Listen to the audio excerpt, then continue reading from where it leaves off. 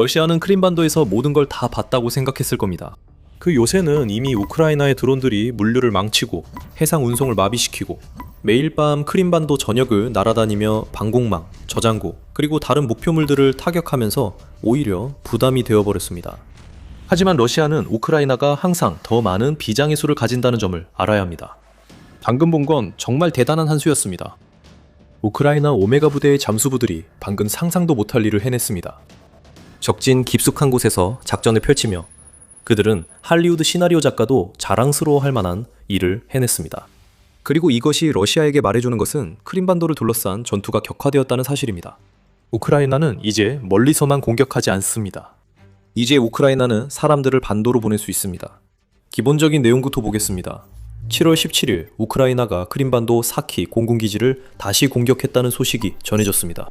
이것은 한 달 사이에 사키 공군기지에 대한 네 번째 공격이었고 상당한 피해를 입혔습니다. 우크라이나의 작전 요원들은 공격할 순간을 기다리고 있었습니다. 우크라이나 작전 요원들은 러시아 항공기가 경납고에서 활주로로 이동하기 시작할 때까지 공격을 기다렸습니다. 러시아 앞잡이들에게는 헛된 희망이었습니다. 우크라이나가 기다리는 동안 수호이 24M 이 활주로로 나왔습니다. 우크라이나 드론이 공격할 때 비행기는 막 이륙하려 했습니다. 두 대 드론이 수호이 24M을 정확히 타격했습니다. 이번 공격은 우크라이나 드론이 얼마나 효과적으로 발전했는지를 보여줍니다. 첫 번째, 드론이 수호이 24M 기수의 명중에 산산조각냈고 조종사는 몇 인치 떨어진 곳에서 그 장면을 목격했습니다. 기수가 부서지는 순간 우크라이나 두 번째 드론이 연료 탱크를 타격해 러시아 전투기를 완전히 파괴했습니다. 영상은 이미 공유됐습니다. 우크라이나가 자신들의 주장을 실제로 입증했다는 점은 분명합니다. 우리는 우크라이나 드론이 Su-24M을 조준해 빠르게 하강하며 명중시키는 장면을 확인할 수 있습니다. 한순간에 크림반도에서의 러시아 공중작전 비용이 더 비싸졌습니다. 크렘린은 방금 잃어버린 Su-24M을 대체할 전투기를 찾아 전쟁 중인 반도로 급히 보내야 하기 때문입니다. 하지만 이것이 진짜 이야기는 아닙니다. 한 달 동안 사키에 가해진 네 번째 공격은 인상적이었지만 이번 공격은 우크라이나가 크림반도에서 해낸 것과는 달랐습니다.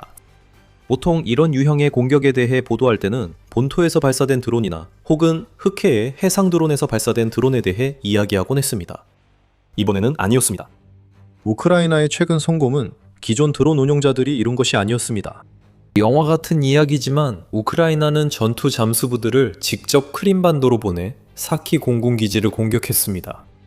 그 잠수부들은 우크라이나 국가방위군의 오메가 특수부대 센터 소속으로 일반 우크라이나 군인이 수행할 수 없는 임무를 수행하도록 훈련받은 요원들입니다. 오메가는 특별합니다.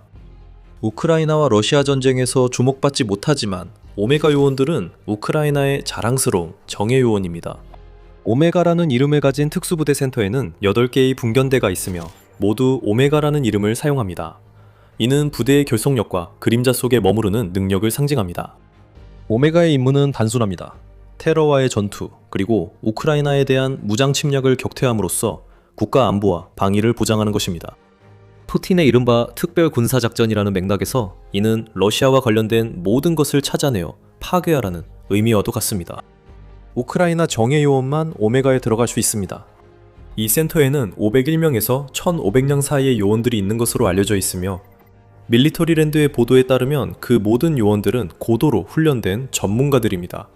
공수부대원, 산악전 전문가, 그리고 매우 특수한 상황을 위해 경력을 쌓아온 다른 요원들이 오메가에 합류하게 됩니다. 그리고 물론 사키 작전의 주역인 전투 잠수부들도 있습니다.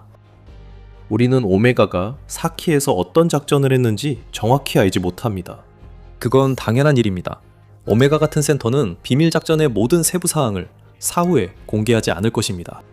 결국 한번 성공한 전략은 러시아가 그 방법을 정확히 모르는 한 다시 통할 수 있기 때문입니다. 하지만 우린 우크라이나 국가방위군 사령관 올렉산드르 피브넨코가 텔레그램에 올린 게시물로 어느 정도 알 수 있습니다. 7월 16일 게시물에서 피브넨코는 오메가 특수작전센터의 우리 특수부대가 일시적으로 점령된 크림반도의 사키군 비행장에서 러시아 Su-24M 폭격기를 파괴했다고 말했습니다. 이 성공적인 작전은 오메가 특수작전센터의 전투 잠수부들에 의해 수행되었으며 이들은 적의 후방 깊숙한 곳에 있는 목표물에 대해 고정밀 타격을 수행할 수 있는 능력을 다시 한번 입증했습니다.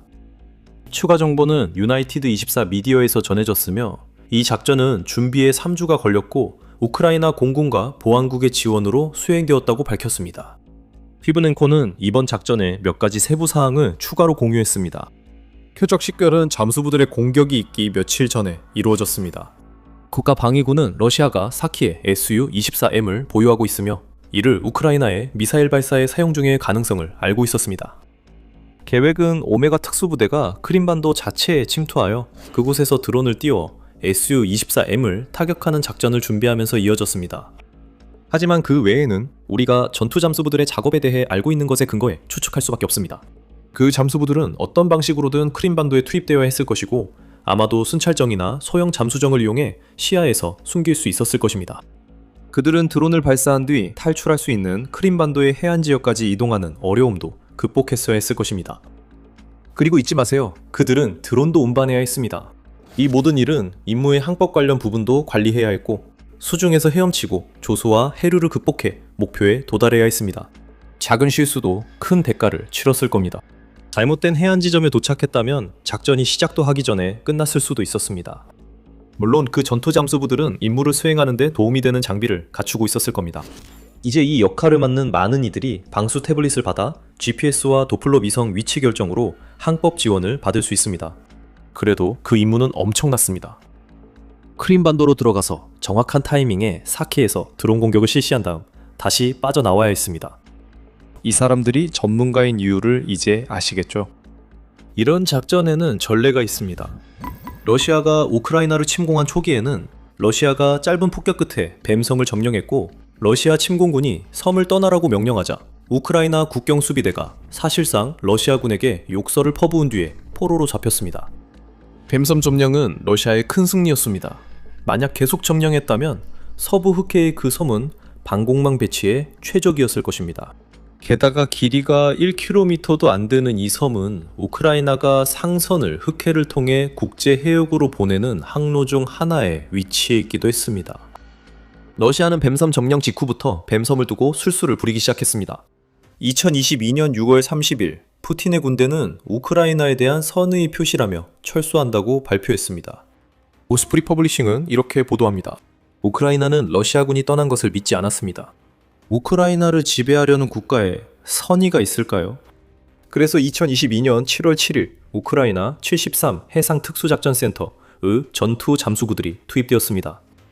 영국 특수보트 부대에서 훈련을 받은 그 잠수부들은 수중 차량을 이용해 비밀리에 뱀섬에 접근했고 상륙하여 러시아의 주장이 사실인지 확인했습니다.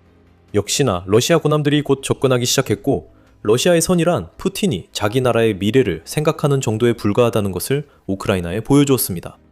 잠수부들은 물러났지만 청사진은 이미 준비됐습니다. 그 후 수년 동안 우크라이나의 전투 잠수부들은 킴번 사주에 대한 공격에 참여해왔으며 이곳을 통제하는 자는 흑해의 해상교통과 드니프로 강에 대한 어느 정도의 통제권도 갖게 됩니다. 그 잠수부들은 경험이 많습니다. 우리는 그 경험이 크림반도의 사키 공군기지를 상대로 시험대에 올랐다고 믿으며 우크라이나의 잠수부들은 그 시험을 훌륭하게 통과했습니다. 하지만 이 모든 것은 추측일 뿐이며 오메가는 비밀을 밝히고 싶어 하지도 않고 그럴 필요도 없습니다. 하지만 사키 작전에 대해 우크라이나 국가방위군이 밝히지 않았지만 이후에 보도된 한 가지 사실이 있습니다. 하지만 중요한 정보를 공개하기 전 여러분이 더 밀리터리 쇼를 시청 중임을 다시 한번 말씀드립니다. 저희 채널에서 유익한 정보를 얻고 계시다면 앞으로도 더 많은 컨텐츠가 준비되어 있습니다. 구독 버튼을 누르고 알림벨을 눌러서 다음에 올라올 영상도 꼭 확인하세요. 우크라이나의 전투 잠수부들과 그들의 임무에 대한 구체적인 내용은 비밀에 쌓여 있을 수 있지만 그들이 러시아의 Su-24M을 파괴하는 데 사용한 드론은 그렇지 않습니다. 이 잠수부들은 우크라이나가 크림반도를 고립시키기 위해 벌이는 보급로 차단 작전의 핵심 수단이 된 유명한 AI 기반 호넷 드론을 사용했습니다. 하지만 이것들은 우리가 아는 호넷 드론이 아니었습니다. 7월 17일 러시아의 사키 천사에 대한 후속 보도에서 유나이티드 24 미디어는 우크라이나의 놀라운 전투 잠수 임무가 호넷 드론의 업그레이드 버전을 시험하는 데에도 사용되었다고 밝혔습니다. 이 버전은 점령된 우크라이나에서 효과적이던 AI 유도 시스템을 그대로 사용합니다. 하지만 오메가의 기술 전문가들에 의해 업그레이드되어 기존 호넷보다 훨씬 더 멀리 날아갈 수 있는 고정익 변종으로 개발되었습니다. 우크라이나에게는 엄청난 일입니다. 1만에서 1만 1천 달러 사이로 알려진 이 새로운 호넷 버전으로 우크라이나는 러시아가 크림반도의 항공 전력을 훨씬 더 뒤로 물리게 만들 수 있습니다. 뒤로요. 이것은 크림반도에서 미사일과 활공폭탄을 발사하는 데 있어 러시아의 효율성을 제한합니다. 또한 러시아에게는 무서운 비용 부담을 안겨줍니다. Su-24M 한 대는 러시아에게 대당 약 2,500만 달러의 비용이 듭니다. 우크라이나는 드론으로 한 대를 파괴했으며 드론 비용은 약 2만 달러에 불과해 투자 수익률이 매우 높습니다. 이제 우크라이나가 전투 잠수부를 크림반도로 보내는 혁신적인 방법과 새로운 호넷을 개발해 러시아는 수백만 달러의 문제에 직면했습니다. 다음에는 Su-24M이 아니라면 어떨까요? 만약 우크라이나가 업그레이드된 호넷을 사용해서 8,500만 달러짜리 Su-35를 격추시킨다면 어떻게 될까요? 이제 그것은 매우 현실적인 가능성이 되었고, 이는 러시아가 공군 전력을 크림반도 더 깊숙이, 어쩌면 아예 반도 밖으로까지 철수하도록 더욱 자극할 것입니다. 푸틴의 크림반도 참사는 계속되고 있습니다. 이것이 오메가의 놀라운 작전이 우리에게 주는 의미입니다.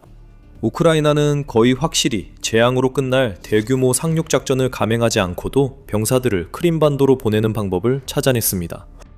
우크라이나는 그러한 공격에 필요한 자원이 부족합니다.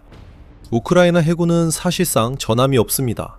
대부분이 순찰전과 기뢰전 함정으로 구성되어 있어 전통적인 상륙 작전은 불가능합니다. 우크라이나가 충분히 큰 병력을 보유한다면 크림반도를 해방시킬 수 있을지도 모르지만 그 병력을 반도로 투입하는 것은 항상 문제가 될 것입니다. 크림반도 해변 강제 상륙 시도도 매우 뻔한 공격입니다. 러시아의 방어는 완전히 가동될 것이고 우크라이나가 전면적인 상륙 공격에 필요한 상륙함을 보유하고 있다고 해도 그런 공격을 감행하려면 너무 많은 인명피해를 감수해야 할 것입니다. 이 상황에도 러시아는 당황을 피하지 못했습니다. 6월 17일 보도에서 키이우 인디펜던트는 러시아가 크림반도에서 우크라이나의 상륙 가능성에 대비해 해안 방어를 강화하려 하고 있다고 밝혔습니다. 이처럼 실제로 일어날 가능성이 거의 없는 침공에 대비하는 것은 국가가 얼마나 두려워하는지, 러시아 지휘부가 크림반도 문제에서는 그야말로 우왕좌왕하고 있다는 뜻입니다. 방금 오메가 전투 잠수부들과 본 것은 우크라이나가 러시아를 상대로 여러 번 모든 예상을 뒤엎는 행동을 하고 있다는 점입니다. 러시아는 우크라이나의 상륙을 예상했지만 새로운 호넷 드론으로 무장한 소규모 잠수부팀이 몰래 크림반도에 침투해 이미 타격을 입은 비행장에 Su-24M을 파괴하는 공격을 가한 뒤 다시 빠져나갈 것이라고는 예상하지 못했습니다. 방금 본 것은 푸틴의 크림반도 위기가 더욱 심화된 모습입니다. 우크라이나는 러시아에게 러시아가 쌓아올린 모든 방어선도 비대칭 전쟁의 세계적인 전문가가 된 나라를 막을 수 없다는 것을 보여주었습니다. 이것은 크림반도에 대한 역침공이 아니었습니다.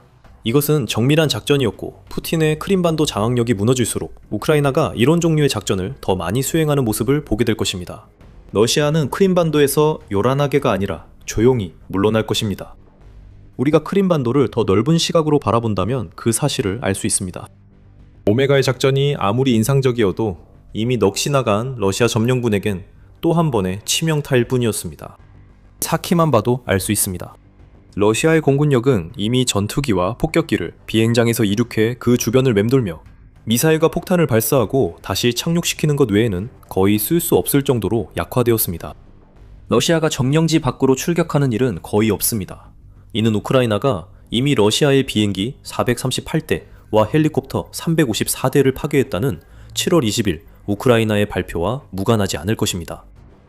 사키와 같은 비행장은 이제 러시아 전체 공중작전의 생명줄이 되었습니다. 그 비행장들이 무력화되면 푸틴의 크림반도를 통한 우크라이나 공중공격 전략은 큰 위기에 놓입니다. 그리고 사키는 심각하게 무력화된 상태입니다. 앞서 언급했듯 사키 공군기지에서 Su-24M을 파괴한 오메가 작전은 우크라이나가 지난 한 달간 수행한 4번의 작전 중 하나입니다. 불과 몇 주 전인 7월 3일 키이우 포스트는 사키가 드론 공격을 받아 Su-30과 Su-24M을 포함한 7대의 항공기가 파괴되거나 손상될 정도로 강력했다고 보도했습니다. 그 공격은 며칠 전 우크라이나 드론이 사키 경납고를 5번 명중시킨 또 다른 공격에 이어 발생했습니다. 그 드론 공격 중 하나는 러시아가 Su-30SM을 보관하던 경납고에서 화재를 일으켰습니다. 러시아가 아직 모른다면 이 영상을 보는 그들의 봇들에게 우리가 분명히 말하겠습니다. 사키 공군기지는 이제 안전하지 않습니다. 크림반도의 다른 지역도 마찬가지입니다. 우리는 그곳에서 일어나는 일을 푸틴에게 재앙이라 했고 그 단어를 가볍게 쓰지 않습니다. 오메가의 전투 잠수부들은 작전을 완료했습니다. 크림반도는 우크라이나의 대규모 작전으로 고립되었고 이 작전은 본토의 주요 보급로를 차단했으며 지금 이 순간에도 아조프해에서 보급선과 유조선을 파괴하고 있습니다. 이러한 공격의 결과로 반도는 심각한 에너지 위기에 휩싸여 있습니다. 점령군이 연료가 남아있는 주유소를 찾을 수 있다고 해도 주유소의 연료는 거의 바닥나고 있습니다. 우크라이나가 변전소와 화력발전소를 공격하면서 크림반도에는 순환 정전도 발생하고 있습니다. 7월 16일까지 10일 동안 우크라이나는 아조프해를 통해 크림반도로 휘발유와 디젤을 운반하려던 유조선 147척을 타격했습니다. 우크라이나의 공세는 6월 한 달 동안 러시아를 상대로 7028회의 중거리 타격을 성공시키는 등 점점 확대되고 있습니다. 이 수치는 전달의 3800회 성공적인 타격의 거의 2배에 가까운 것으로 감소가 아닌 확전을 보여줍니다. 오메가의 전투 잠수부들이 한 일은 그 자체로 중거리 타격이라고 부를 수 있지만 우리가 이전에 본 적 없는 방식으로 수행된 것이었습니다. 하지만 오메가의 작전은 러시아가 크림반도 해역 통제권을 잃었음을 보여줍니다. 특히 흑해는 러시아가 우크라이나 본토를 공격하는 데 사용할 수 있었던 자산에서 이제는 우크라이나가 방금 본 전투 잠수부 임무와 같은 작전을 수행할 수 있는 통로로 바뀐 부담이 되었습니다. 우크라이나의 대통령 볼로디미르 젤렌스키는 7월 5일에 러시아가 흑해를 잃었다고 선언하면서 이 점을 분명히 밝혔습니다. 이에 반박하기는 어렵습니다. 해군이 없는 우크라이나가 흑해 함대를 구성하는 군함들을 체계적으로 파괴해서 이제 남아있는 러시아 함대는 우크라이나의 드론과 미사일로부터 최대한 멀리 숨고 있는 상황입니다. 우크라이나는 주요 전투함의 33번, 러시아 상륙함의 34번, 그리고 지원함의 23번에 공격을 가했습니다. 그 흑해 작전으로 인해 크림반도 주변 해역은 러시아 점령군에게는 우크라이나 수비대에게보다 더 위험해졌습니다. 이제 우크라이나는 전투 장수부를 크림반도로 직접 보낼 수 있게 됐습니다. 흑해가 자산에서 부담으로 변한 이 변화는 크림반도 자체에도 해당됩니다. 우크라이나에 대한 러시아의 제국주의적 야망의 핵심은 상징으로 여겨집니다.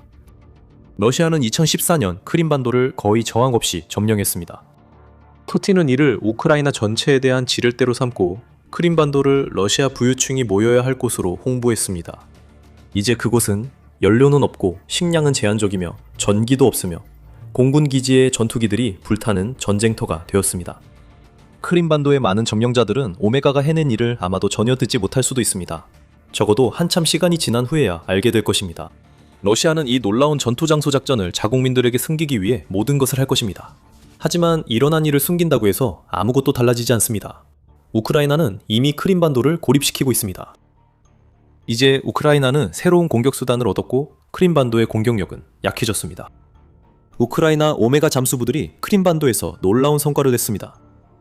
하지만 그 작전은 불가능해 보였던 일을 해내는 또 다른 단계이며 결국 크림반도를 러시아의 불법 통제에서 완전히 해방시키는 길입니다. 지금이 크림반도에 있기에는 매우 나쁜 시기라는 것을 알아차린 점령자들도 있습니다. 그들은 자신들의 목숨을 지키기 위해 반도에서 벗어날 수 있는 유일하게 남은 다리를 통해 수천 명씩 러시아 본토로 도망치고 있습니다. 정말 고원 상태입니다. 대피가 진행 중입니다. 러시아와 크림반도를 잇는 케르치 다리가 어떻게 푸틴의 실패를 보여주는 또 하나의 상징이 되었는지 영상에서 확인하세요. 이 영상을 재미있게 보셨다면 저희는 더 많은 영상들을 준비해두고 있습니다. 더 밀리터리 쇼를 구독하셔서 앞으로 나올 영상들을 가장 먼저 만나보세요. 항상 시청해주셔서 감사합니다.